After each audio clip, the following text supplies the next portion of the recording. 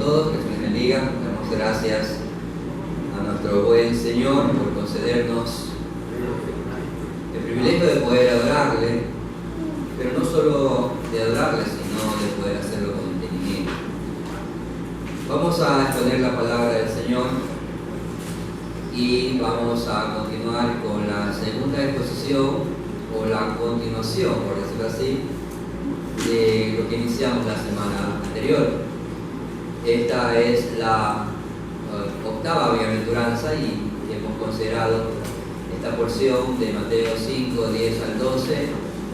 Aconsejamos exponerla en 2 semanas. Ya dimos la primera parte de la semana anterior y hoy será la segunda parte de esta exposición. Dichosos los perseguidos por causa de Cristo. Permítame leer todo el pasaje de Mateo 5, versículos 1 al 12. Mateo 5, versículo 1 al 12. Viendo la multitud, subió al monte y sentándose vinieron a él sus discípulos. Y abriendo su boca les enseñaba diciendo: Bienaventurados los pobres en espíritu, porque de ellos es el reino de los cielos. Bienaventurados los que lloran, porque ellos recibirán consolación. Bienaventurados los mansos, porque ellos recibirán la tierra por heredad. Bienaventurados los que tienen hambre y sed de justicia, porque ellos serán saciados. Bienaventurados los misericordiosos, porque ellos alcanzarán misericordia. Bienaventurados los limpios de corazón, porque ellos verán a Dios. Bienaventurados los pacificadores, porque ellos serán llamados hijos de Dios. Bienaventurados los que padecen persecución por causa de la justicia, porque de ellos es el reino de los cielos. Bienaventurados sois cuando por mi causa os vituperen y os persigan y digan toda clase de mal contra vosotros mintiendo. Gozaos y alegraos, porque vuestro galardón es grande en los cielos, porque así persiguieron a los profetas que fueron antes de vosotros. Oremos. Oh Señor bendito, gracias por el consuelo de tu palabra, la exhortación, pero a su vez también por la esperanza. Has decidido y has provisto a tu pueblo del conocimiento tuyo, del conocimiento incluso de cosas futuras, de circunstancias, pero también has provisto a tu pueblo de la paz, de la esperanza, de la confianza, de la fe, de la perseverancia para afrontar todas estas cosas, futuras o presentes. Oh Señor, queremos darte gloria y gracias por eso y rogarte una vez más que nos bendigas por medio de tu palabra, que nos sostengas para poder atender a ella y poder escucharla con atención, pero también que podamos responder de manera consciente y voluntaria al llamado que nos haces. Señor, ayúdanos, te lo rogamos, tanto en la exposición, la cual dependemos totalmente de usted, pero así también para escucharla con atención. En el nombre de Cristo Jesús te lo pedimos. Amén.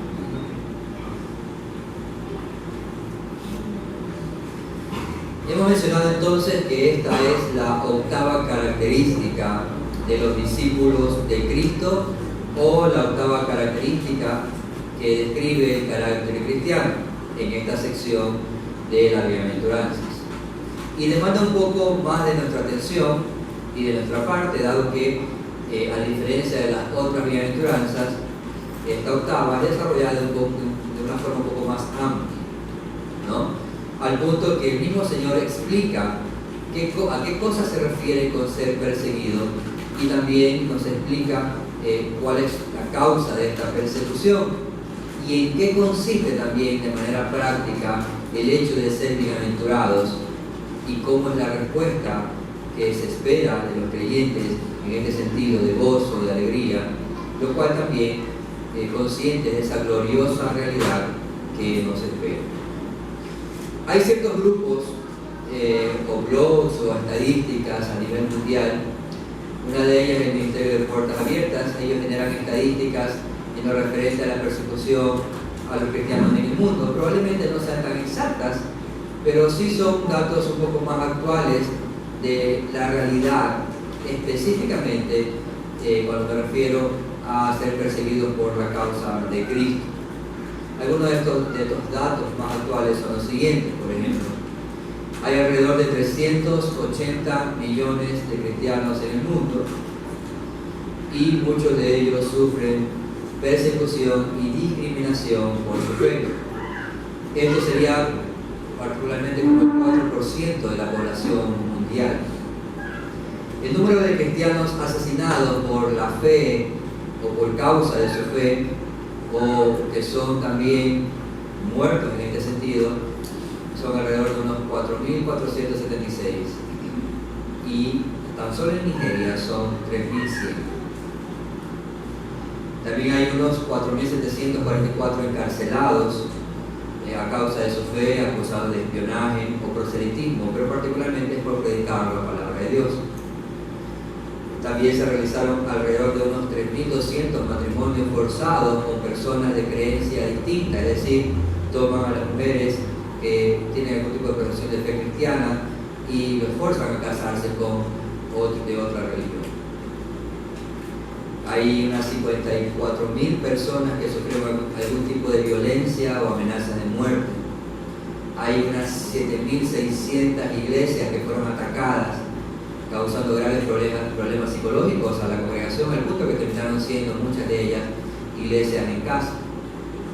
Hay unos 3.700 cristianos que fueron secuestrados, especialmente los líderes o pastores, con el fin de detener la predicación de la palabra de Dios en diferentes lugares. Corea del Norte, donde existe casi una negación total de los derechos humanos, el autoritarismo en Asia Central, la difusión de información falsa en Irán para encarcelar a los cristianos, diversos ataques conocidos a las iglesias y pastores, que se dan también en América Latina, no solamente en Europa o en Asia, con países como Nicaragua, México, Colombia y Cuba.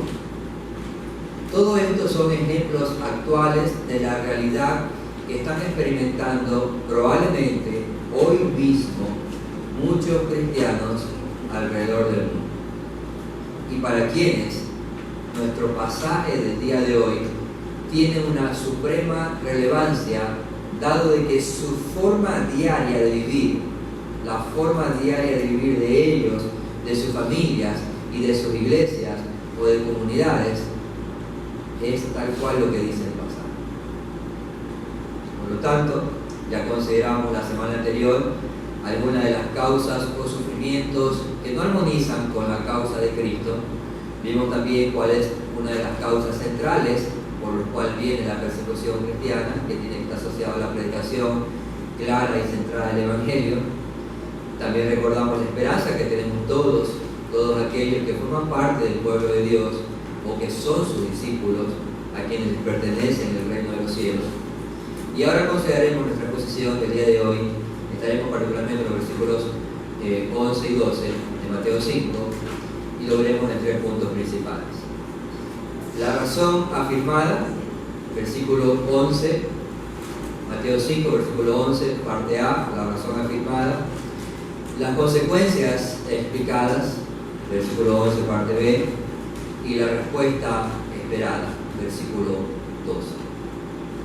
Vamos entonces con el primer punto, la razón afirmada. Leo, déjeme leer desde 10, Mateo 5, versículo 10 y la parte 11, primera parte. Bienaventurados los que padecen persecución por causa de la justicia, porque de ellos es el reino de los cielos.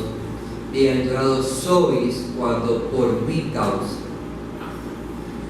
La advertencia y el ánimo de las palabras del Señor Jesús consideran como algo cierto la realidad que experimentarán algunos creyentes o los creyentes en general si cada uno de los discípulos de Cristo respondiera con obediencia para vivir de acuerdo al carácter que se demanda al pueblo de Dios. Entonces, una de las afirmaciones resultantes es que padecerán persecución, serán perseguidos, son perseguidos por la causa de Cristo. Como ya hemos mencionado entonces, la causa de las persecuciones es la justicia, o la predicación del Evangelio, que tiene que ver con la justicia. Su justicia, y hago énfasis en esto, no nuestras propias justicias, o mejor dicho, no muchas de nuestras injusticias o desvaríos. En el contexto de la bienaventuranza ya se dijo que son bienaventurados los que tienen hambre y sed de justicia, donde los creyentes son conducidos por esta hambre de justicia, dado el vacío que experimentan por su propia pobreza espiritual. Esto también causa el llanto, dada la condición de necesidad, pero a su vez también por su mansedumbre que descansa en la providencia de Dios. Y luego esta hambre de justicia empieza a ser satisfecha en nuestras almas, y donde lo que predomina ya no es el vacío, sino que ahora predomina una misericordia desbordante que busca el bien de su prójimo, un corazón puro que anhela ser santificado cada vez más, agradando a su Señor, y también predomina un ferviente trabajo de buscar y hacer la paz en cuanto dependa de nosotros. Sin embargo, ahora vemos que el resultado de esta búsqueda intensa de justicia resulta en una persecución por causa de la misma justicia. Por eso nuestros pasajes 10 y 11 muestran un paralelo. Primero el Señor nos dice que la persecución es por causa de la justicia, aquella que estamos buscando, aquella que estamos anhelando, en aquella que estamos caminando día a día. Pero luego en el versículo 11 nos simplifica la respuesta y nos dice, es por mi causa. Es como que el Señor nos dijera, no olvides esto si estás buscando y caminando en la justicia. No olvides esto. Es porque estás caminando y viviendo en mí. Es, por lo tanto, por mi causa. En tal sentido, no puede existir creyentes verdaderos que digan vivir en Cristo sin vivir en la justicia, o que digan vivir en la justicia sin vivir en el Señor o en su causa. Es fundamental entonces que identifiquemos esto en nuestras propias vidas, porque más adelante el Señor enseñará que hay una verdadera justicia que es superior, y por eso también hay una falsa justicia que es inferior. Eso lo dirá luego en Mateo 5:20, que dice, porque os digo, si vuestra justicia no fuere mayor que la de los escribas y fariseos, no entraréis en el reino de los cielos. ¿Cuál entonces es la diferencia? ¿Cuál es esa diferencia entre esta justicia verdadera y que es mayor y esa justicia falsa que evidentemente es inferior?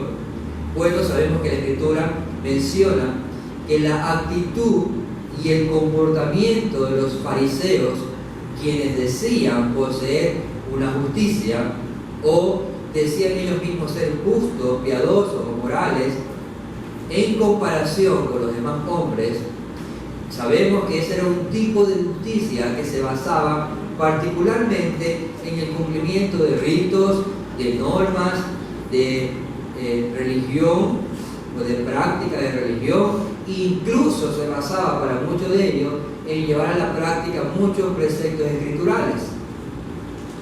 Probablemente leían, oraban, se congregaban, ofrendaban y muchas otras cosas más, lo hacían. Pero entendemos por la misma Escritura que ninguna de esas cosas que hacían, en muchos de estos hombres, ninguna de esas cosas que hacían eran el resultado de una relación salvífica o redentora con Cristo. Por lo tanto, su justicia era vacía, era sin verdadero propósito, más que para recibir la gloria o el reconocimiento terrenal ellos mismos. Por otro lado, aquellos que buscan y viven en la verdadera justicia, una justicia superior a la de los fariseos, que han obtenido por la gracia de Dios los creyentes, quien les ha concedido el privilegio de tener una relación salvífica con Cristo Jesús, ellos tienen una justicia que les ha sido imputada a su cuenta, que no han logrado por sus propios esfuerzos su justicia, misericordia, pureza, paz, no viene de ellos mismos, sino que es como consecuencia de ser un verdadero discípulo de Jesús. O como dice el Señor en Juan 15:5, yo soy la vid, vosotros los pámpanos, el que permanece en mí y yo en él, este lleva mucho fruto, porque separado de mí, nada podéis hacer. La iglesia de Cristo entonces ha sido provista de una justicia. La misma produce un efecto cada vez mayor de santificación en todos aquellos que forman parte del cuerpo de Cristo. Sin embargo, la razón que se afirma en el pasaje es que serán perseguidos o padecerán persecución por su causa o por su justicia. Esta forma de vida, este actuar piadoso, estas acciones misericordiosas, estos esfuerzos por buscar la paz, son vistos por las demás personas como un signo de debilidad o incluso como algo ofensivo a sus propias conciencias caídas. Vemos un ejemplo de esto en la escena del Evangelio de Lucas, en Lucas 16, 13 en adelante.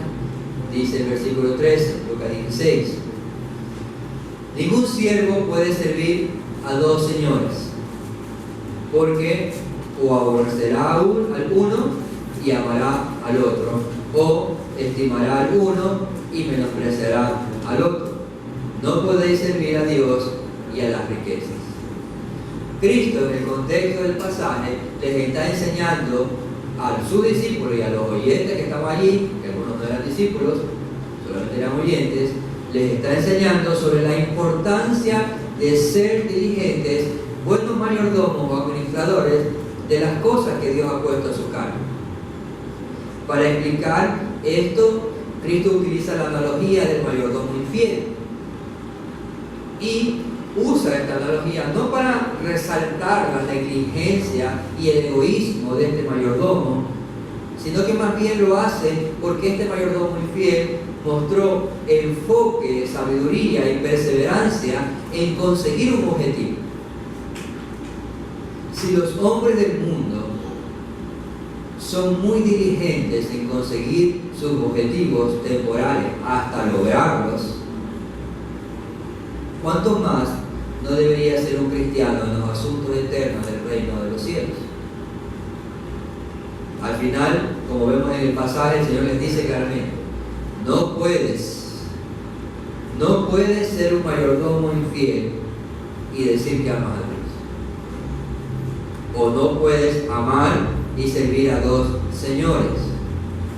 O amas y sirves a Dios, o amas y sirves a las riquezas. Es lo que él está diciendo en el contexto del pasaje. Pero inmediatamente el mismo pasaje nos describe cómo era el corazón de algunos de sus oyentes, cómo reaccionaron ante la verdad predicada y cuál fue su actitud hacia aquel portavoz que los estaba confrontando. El versículo 14 dice, de Lucas 16: y oían también todas estas cosas los fariseos, que eran avaros, y se burlaban de él. Siempre que el Evangelio fue predicado por Cristo, siempre que su doctrina o enseñanza fue expuesta de manera clara, esto generó por lo menos dos tipos de reacciones.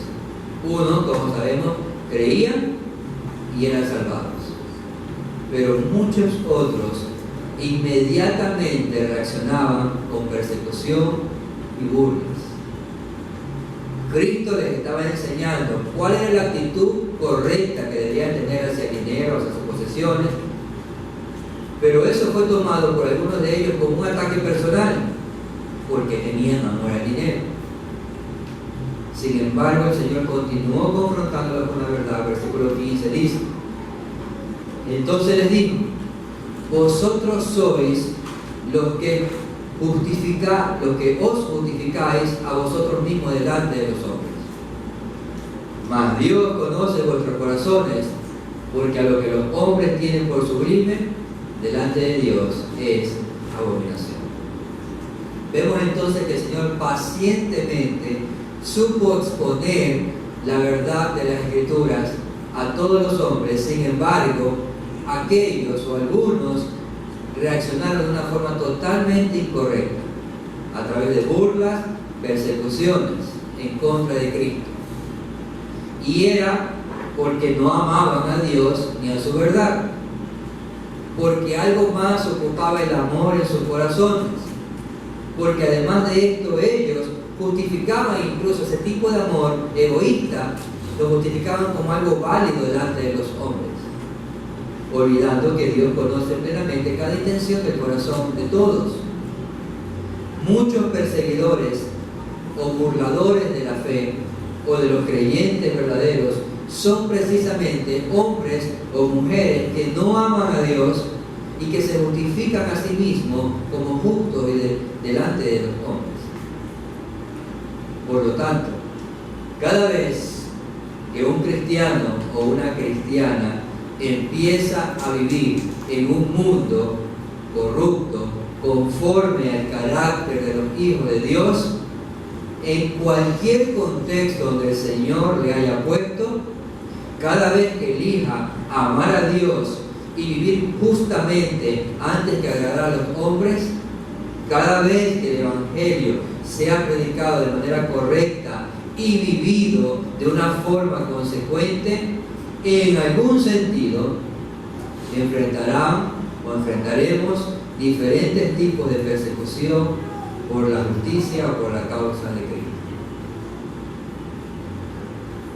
Por ejemplo, si eres un joven o una jovencita o un adulto soltero, cristiano, que ha decidido o has decidido guardarte para el Señor, mantener una vida casta mientras esperas en Él, en cualquier momento enfrentarás algún tipo de burla, persecución o ataque de aquellos que aman una vida de libertinaje, promiscuidad y desenfreno en la parte sexual, queriendo llevarte a pensar incluso que es chévere, es cool, es alegre, es divertido vivir de esa manera.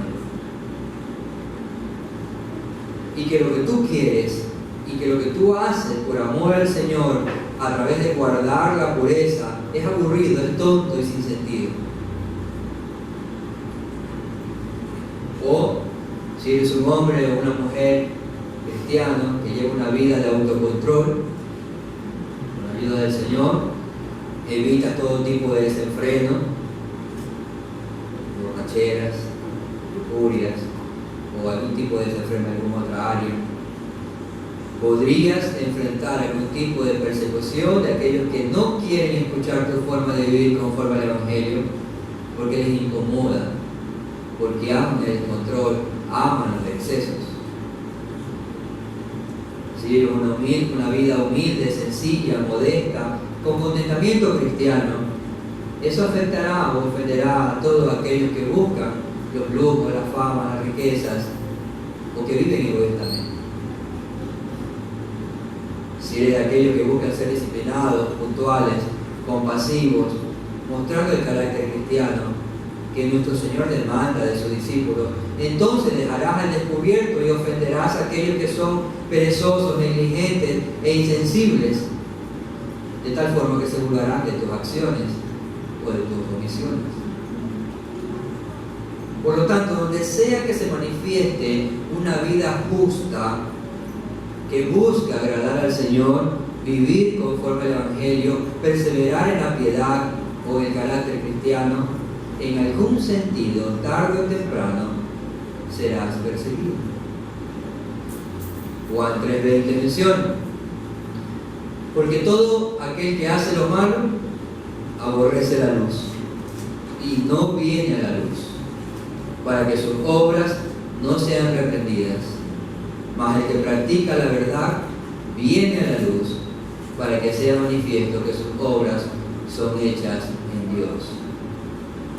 Hermanos y hermanas, a los no creyentes les incomoda la forma de vivir de un creyente. piense que usted va a ser el alma de la fiesta siempre, en todo lugar donde esté, si es que está viviendo como creyente, porque si está viviendo como los demás, probablemente sea muy popular. Y aunque es verdad que este rechazo en algunas ocasiones puede no ser inmediato, es decir, no es manifiesto de forma pública, de forma instantánea. Vemos en algunas partes de los evangelios como algunos de los fariseos, aunque estaban airados al verse descubiertos de su injusticia, aún así muchos de ellos, por su propia conveniencia, prefirieron no expresar su ira o rechazo hacia Cristo, porque evidentemente no querían perder la aceptación del pueblo. Pero en su corazón se burlaban y lo rechazaban siempre. Ellos querían agradar a las multitudes, y si no fuera por la providencia del Señor que los detuvo precisamente, ellos hubiesen explotado en cualquier momento en contra del Señor que los estaba confrontando con su manera de vivir. Esto no deja de ser un motivo de examinarnos a nosotros mismos. Si el Señor fue perseguido, burlado, agredido por la verdad que predicaba, ¿cómo puede ser posible entonces que un cristiano actualmente diga que está viviendo en Cristo, está viviendo en su justicia, en su verdad, pero a su alrededor nadie perciba y quizás ni siquiera conozca o esté enterado de esto? Y más bien sea alguien que está jugando a una especie de cristiano incógnito o agente secreto del Evangelio. Incluso alguien podría decir: pastor, esta es una estrategia para no ser perseguido y para seguir predicando el Evangelio. No hay forma posible de esto, ¿verdad?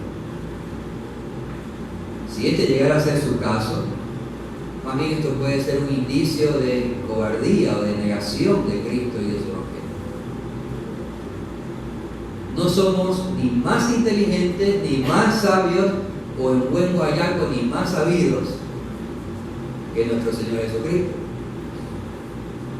Si al Hijo de Dios lo persiguieron por exponer la verdad de Dios a los hombres que estaban en tinieblas, lo mínimo que podemos esperar es que no suceda lo mismo, por su causa o por causa de su justicia. Por lo tanto, examinemos seriamente nuestra vida en el Evangelio. Examinemos seriamente el Evangelio que decimos que hemos creído, e incluso examinemos seriamente el Evangelio que estamos predicando, porque muchos de los hombres naturales que nos escuchen se van a ofender tarde o temprano y reaccionarán si es que estamos predicando el Evangelio verdadero. Eso nos lleva al segundo punto, las consecuencias explicadas, versículo 11.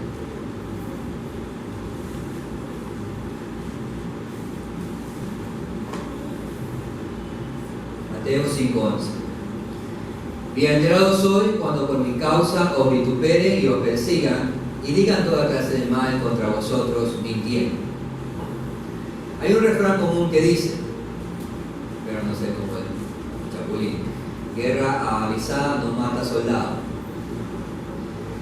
Lo que significa es que si existiera algún tipo de peligro, ataque o circunstancia adversa, los soldados debidamente advertidos podrán prepararse de forma anticipada con el fin o propósito de que se sufra la menor cantidad de bajas o los efectos dañinos sean menores. Claramente el comandante y señor de la iglesia advierte a sus soldados y les advierte sobre las adversidades que les tocarán enfrentar en medio de esta guerra espiritual que vivimos. Y aunque por lo menos en nuestro contexto no estamos sufriendo las persecuciones mencionadas al inicio, lo cual debemos de dar por un lado gracias a Dios, pero a su vez también no deberíamos acomodarnos pensando que eso no puede venir. Entonces, hemos sido advertidos, somos advertidos por el Señor, y por lo tanto sería negligente que lleguen aquellas cosas de las cuales fuimos advertidos y al final nos estemos quejando o sufriendo por las circunstancias que ya no fueron anticipadas. Hay consecuencias muy claras y específicas que nos advierte el Señor. Se nos dice, tarde o temprano, por la causa de Cristo, sufriremos persecución. Y en lo que está hablando ahora, habla de una persecución en un caso verbal. Es decir, los santos de Dios en la tierra enfrentarán el maltrato, para empezar, con palabras. Con palabras que los hombres naturales digan en contra de nosotros. Y creo que todos podemos estar de acuerdo que a nadie le gustaría que otra persona hable mal de usted. ¿O sí? De hecho, a nadie le gustaría que hable mal de nosotros sin razón, e incluso tampoco nos gusta que hablen de nosotros aunque tengan razón. Es algo que no nos gusta o no nos gustaría pasar ni experimentar. Y aunque usted me diga, pastor, la verdad es que a mí no me importa lo que la gente piense de mí. Yo vivo mi vida, no me meto con nadie, por lo tanto no me afecta nada lo que digan bien o mal de mí. Pueden decirle que eso puede ser un gran síntoma de alguien egoísta, egocéntrico e insensato. Pero como a usted no le importa lo que digan de usted, entonces no se va a enojar porque le diga eso, ¿verdad? Entonces el Señor nos anticipa. Mis discípulos, los santos, los bienaventurados, experimentarán el maltrato por parte de los malvados. Cuando se habla de injurias, describe en el pasaje un tipo de reproche con odio, atacar verbalmente, acusar con malas intenciones, entablar riñas o peleas, utilizar un lenguaje duro hacia otro. De eso está hablando. Incluso el término inglés proviene del latín, que denota la vileza o tratar a alguien como vil y despreciable, indigno de alguna consideración. Esa es la actitud y el corazón de los perseguidores hacia los perseguidos. Buscan su mal, buscan hacer daño intencionalmente, con palabras para empezar. 1 Pedro 1:23 menciona: cuando insultaban a Cristo, Él no respondía con insultos, y cuando sufría, no respondía con amenazas. Él dejó todo en manos de Dios, quien siempre juzga con justicia. Debe ser claro para nosotros entonces que cuando el Señor está hablando del Sermón del Monte, Él no solo habló y advirtió como un pensamiento general, sino que esta fue su propia experiencia de vida, fue todo lo que Él vivió en camino hacia la cruz. Pedro lo describe más claramente, lo que Él vivió: insultos. Por lo tanto, el Señor con toda autoridad nos dice que somos bienaventurados. ¿Cuándo? Cuando los calumnien o injurien o los persigan con la lengua, con las palabras. Si recordamos la escena en el libro de Hechos, en el contexto de Pentecostés, muchos de los judíos que fueron testigos del milagro de la venida del Espíritu Santo y que no entendían, en su conclusión más natural, llena de mentiras y de burlas, ¿cuál fue? Lo que sucede es que estos están borrachos. También, cuando suframos algún tipo de persecución, es como el intenso seguimiento que hace un enemigo contra el otro. ¿Usted ha visto esas películas quizás cuando hay esos francotiradores que están observando a través de la mira y buscando su objetivo? Y lo siguen y lo persiguen hasta evidentemente efectuar el disparo? Ese es el tipo de persecución que describe la Escritura. Un enemigo que en contra de otro, que quiere despojarlo de todo lo que tiene, incluso de la vida, que quiere llevarlo ante un tribunal y acusarlo con toda malicia. también habla de cuando hablen mentira, hablen mal en contra de vosotros o hablen mentiras. Muchos hombres se establecerán como meta, es su meta. Ellos quieren denigrar, afectar la imagen justa que usted tiene porque no la soportan.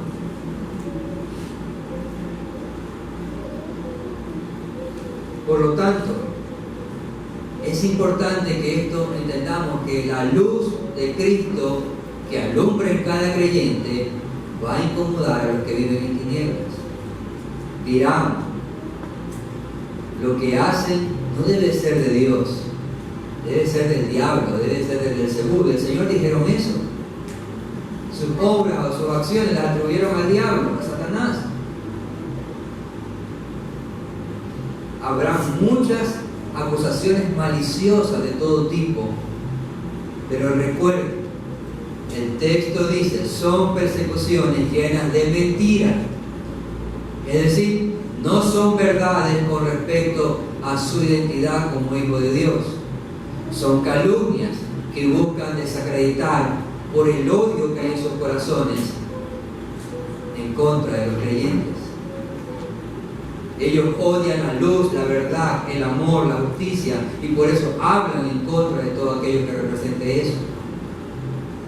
Y si esto no es suficiente, Lucas también añade en Lucas 6:22, en la misma posición del Sermón del Monte, dice, cuando la gente los odie, en otra versión que estoy leyendo, cuando la gente los odie por ser perseguidores del Hijo del Hombre, cuando los echen, los insulten y crean que es malo hasta mencionar el nombre de ustedes, sepan que son afortunados ante los ojos de Dios.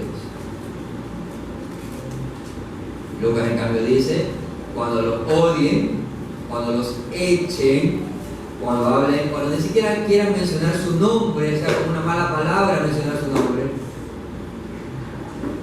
todas esas cosas son diferentes clases o tipos de persecución que el Señor nos está advirtiendo. Y que evidentemente, si es nuestro caso, la Escritura nos dice que somos bienaventurados. Puede que te toque enfrentar incluso la separación. En el contexto del pasaje, está hablando de la separación porque muchos que llegaban a la fe eran expulsados de la comunión de los demás judíos o de acceder al templo, de acceder a la sinagoga. Eran separados de sus familias incluso.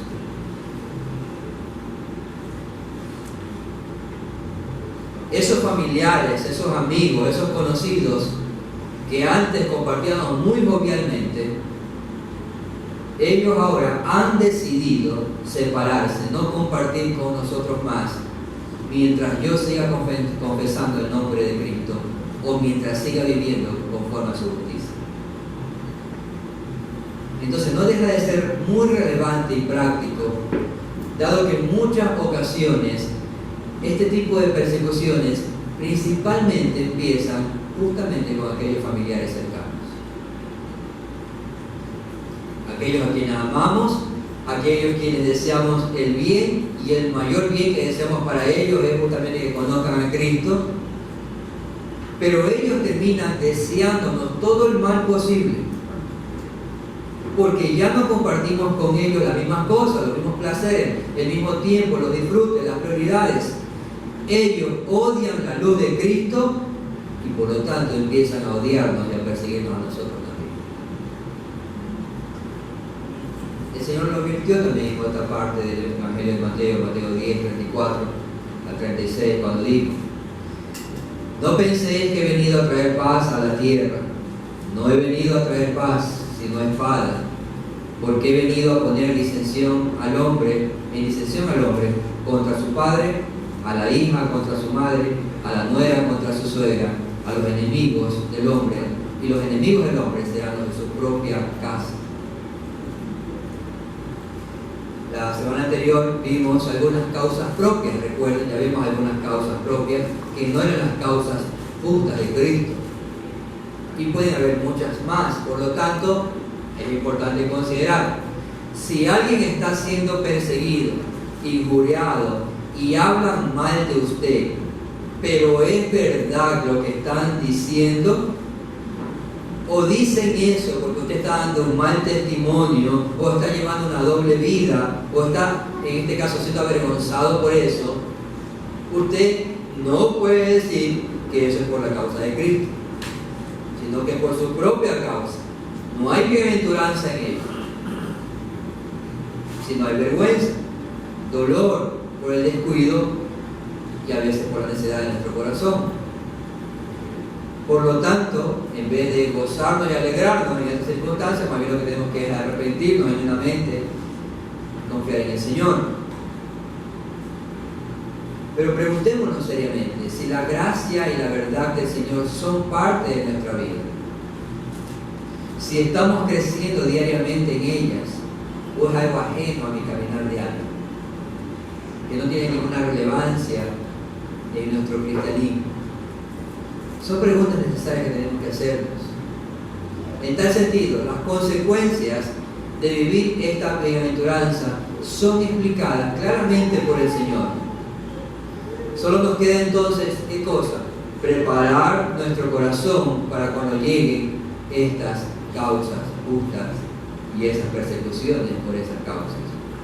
Debemos examinar si las causas de nuestras persecuciones, dolores o injurias que estamos enfrentando son resultado de la justicia del Señor, de su causa. Si es así, entonces tenemos la esperanza, somos bienaventurados. Pero también necesitamos considerar en esta última parte cuál es la respuesta que se espera del creyente o del discípulo que sufre algún tipo de persecución, injuria o mentira por aquellos que rechazan el nombre del Señor. Eso nos lleva al punto 3, la respuesta esperada, versículo 12 de Mateo 5. Gozaos y alegraos porque vuestro galardón es grande en los cielos, porque así persiguieron a los profetas que fueron antes de vosotros. Probablemente aquí, en todo esto que hemos mencionado hasta ahora, nos surge una gran interrogante. ¿Cómo podemos los cristianos gozarnos o alegrarnos cuando nos insultan, persiguen o agreden por la causa de Cristo? ¿Cómo? ¿Acaso quien nos pide esto es una persona insensible que no tiene ninguna idea de lo que es sufrir, gritar de dolor o llorar por las agresiones de otros? Respondemos enfáticamente no. Claro que no. Quien demanda esto a sus discípulos no es un insensible. Al contrario, es el siervo sufriente que padeció la ira de Dios y el aborrecimiento de los hombres en su propia carne. Es Él quien nos dice, gozaos y alegraos. Por lo tanto, su petición no debe ser tomada, o mejor dicho, debe de ser tomada sobre esta base principal. Él sabe, Cristo sabe lo que es el dolor. Él sabe lo que es ser injuriado, insultado, condenado, golpeado, perseguido. Pero hay algo que se diferencia de nosotros. Él sufrió todo eso sin merecerlo, sin que haya ningún tipo de defecto o pecado en su comportamiento. Es decir, esos tratos que experimentó fueron totalmente injustos, porque no mereció ninguno. En cambio, también debemos de pensar que a nosotros, si es que nos toca vivir algún tipo de persecución por su causa, en realidad nosotros sí mereciéramos eso, e incluso más cosas. De hecho, la Escritura dice claramente que nosotros no hemos sido tratados conforme a nuestras transgresiones, sino que al contrario, de acuerdo a las multitudes de su misericordia. Por lo tanto, ambas cosas deben ser una buena base en nuestro pensamiento, en nuestro corazón, para que el cristiano entienda por qué debe de gozarse y alegrarse de sus sufrimientos o persecuciones. Mi Señor, mi Redentor, sufrió cosas peores que las que me acontecen ahora, y las sufrió sin merecer. Él pudo demostrar en cada instante en su camino hacia la cruz una actitud de gozo que trajo gloria a Dios. Y además, todos mis sufrimientos o persecuciones por su causa son más que merecidos. Por mucho menos, es mucho menos de lo que sufrió Cristo. Entonces, no perdamos el gozo cuando enfrentemos este tipo de circunstancias. Hebreos 12 menciona, déjenme leerlo también en otra versión, Hebreos 12, 2 al 3. Fijemos nuestra mirada en Jesús, en quien empieza y termina nuestra fe. Él sufrió la muerte en la cruz y aceptó la humillación como si no fuera nada. Pudo hacerlo por el gozo que le esperaba, sentarse a la derecha del trono de Dios. Si alguna vez se sienten desfallecidos y agobiados, piensen en Jesús, quien soportó pacientemente el maltrato de los pecadores. Este es el Señor de señores que le dice a sus discípulos, antes de que pasen por diferentes padecimientos o martirios, o cuando pasen por esos martirios o sufrimientos, gozaos y alegraos, pero no pongas tu mirada en el dolor, en las injurias, en las ofensas, en las mentiras en contra tuya. No pongas tu mirada en eso, sino que por medio de la fe, pon tu mirada en Cristo. Regocíjate en la esperanza, regocíjate en la recompensa del reino de los cielos, la cual pagará sobreabundantemente a cualquier sufrimiento que debamos soportar como resultado de nuestro servicio a Cristo. ¿Cómo alguien puede tener gozo en medio de la agonía, alegría o en medio de la miseria? ¿Cómo alguien puede tener gozo? Esto es solamente posible por medio del milagro de la fe o del don de la fe. La certeza de lo que se espera, la convicción de lo que no se ve.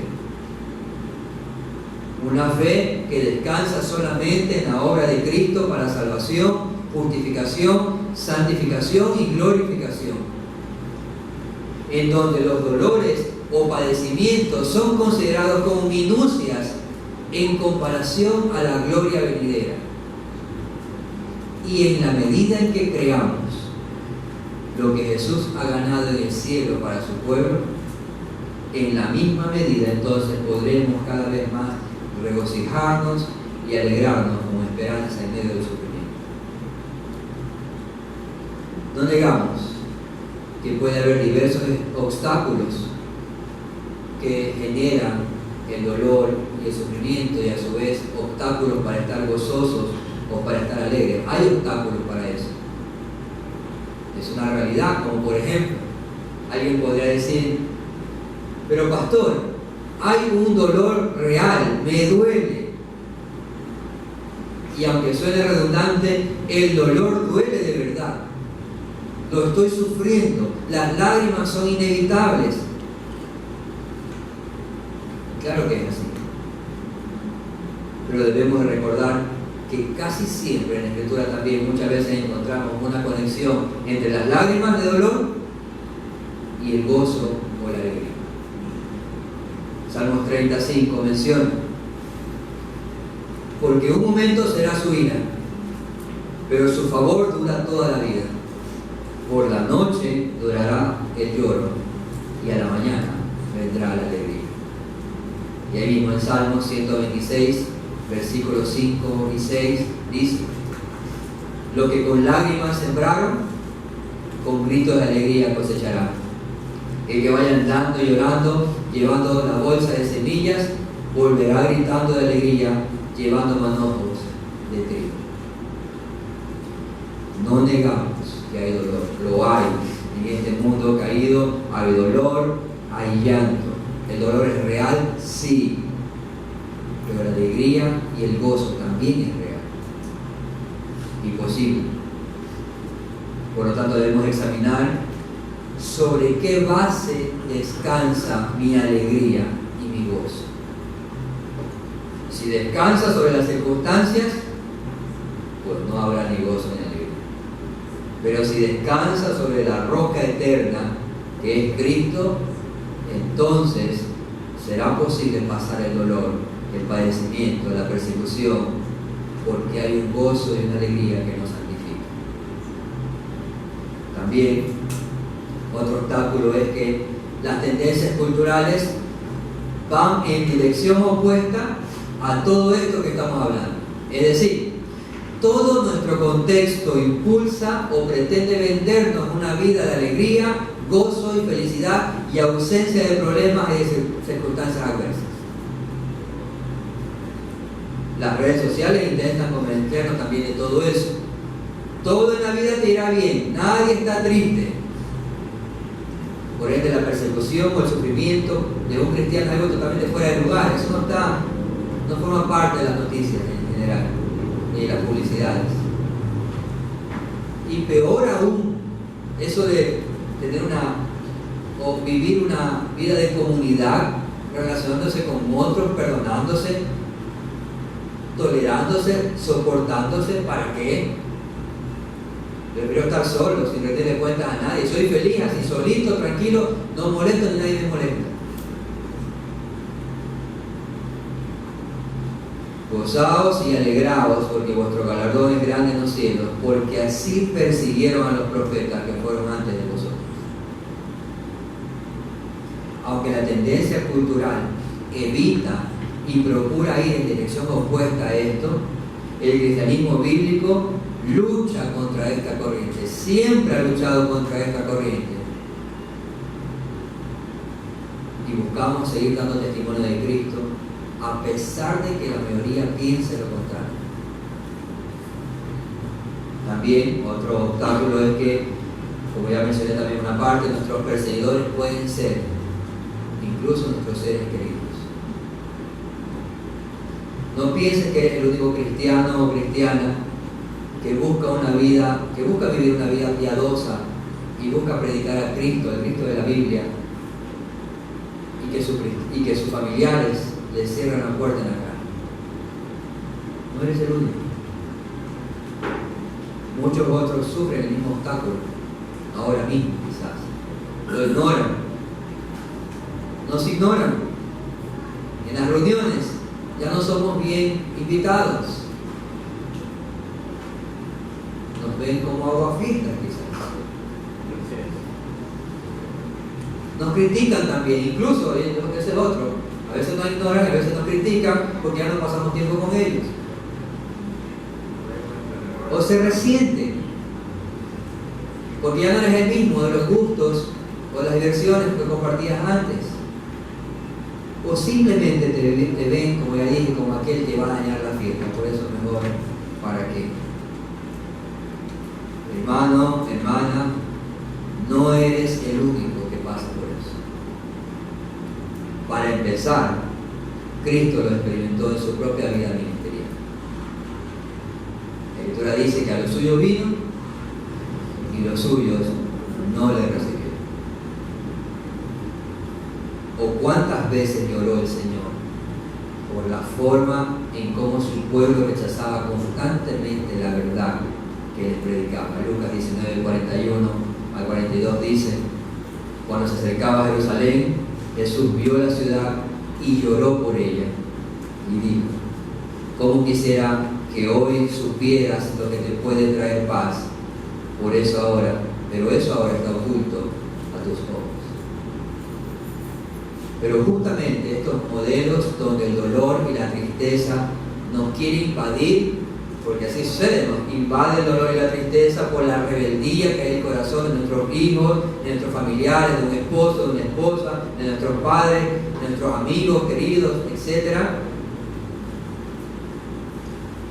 Nos invade el dolor y ese dolor quiere opacar el gozo y la alegría. Pero debemos recordar que su gozo es nuestra fortaleza. Y por lo tanto no debemos de dejar de mostrar, porque incluso ese gozo y dolor que experimentamos, que se contrasta, pero el gozo y la alegría que se nos pide ante la persecución y los padecimientos, esa alegría y ese gozo puede servir también de testimonio a aquellos que están sin Cristo. Porque no entienden cómo puede ser posible que él reaccione así ante la ofensa que yo le estoy dando. ¿Cómo puede ser que no responda? ¿Cómo puede ser que me muestre misericordia si yo lo estoy ofendiendo? ¿Cómo es eso posible?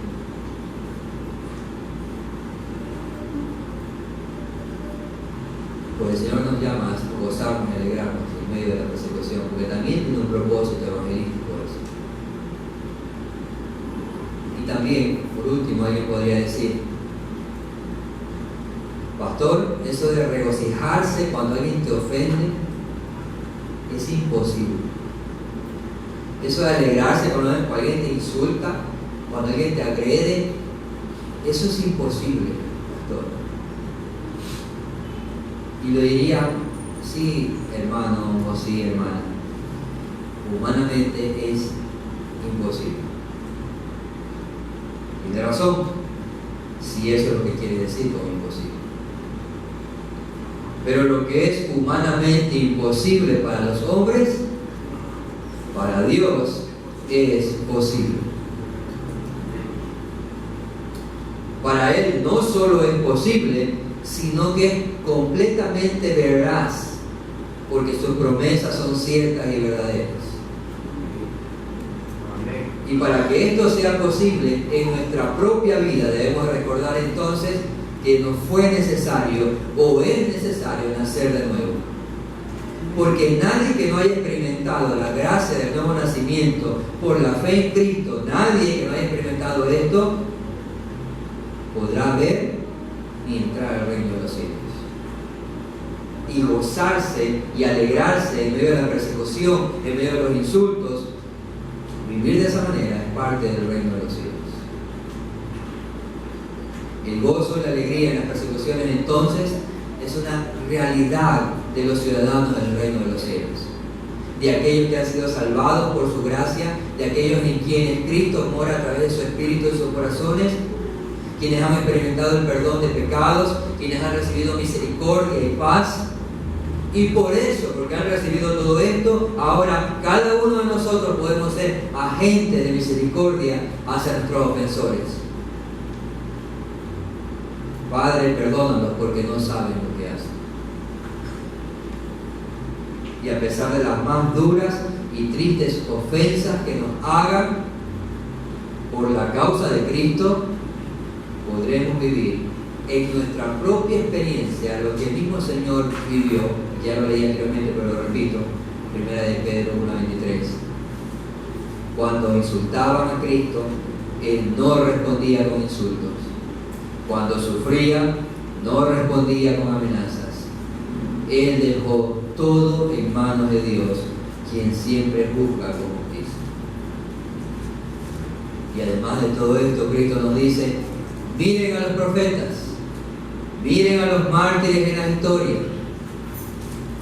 Cualquier esfuerzo que deban hacer para prepararse para este padecimiento o para prepararse para la persecución debe ser mirando las cosas de arriba donde está Cristo.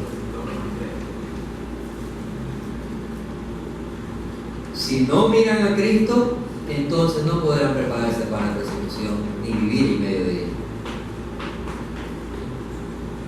No podrán obedecer el mandato del Señor que nos dice: regocíjense y alégrense en la persecución. Por lo tanto, si somos la verdadera sal de la tierra y si somos la verdadera luz en el mundo, entonces las bienaventuranzas, todas las bienaventuranzas que hemos hablado en todas estas semanas, deben de ser parte o distintivo o característica de nuestra vida. Iglesia Bíblica Evangelio de la Gracia es como somos llamados a vivir. En este mundo desdichado, infeliz, pecaminoso y separado de Dios, alguien debe de levantar su voz, alguien debe de alumbrar, alguien debe de ser diferente a la corriente de este mundo, para que la soberanía y gracia de Dios, por ese testimonio, muchos vengan al arrepentimiento y a la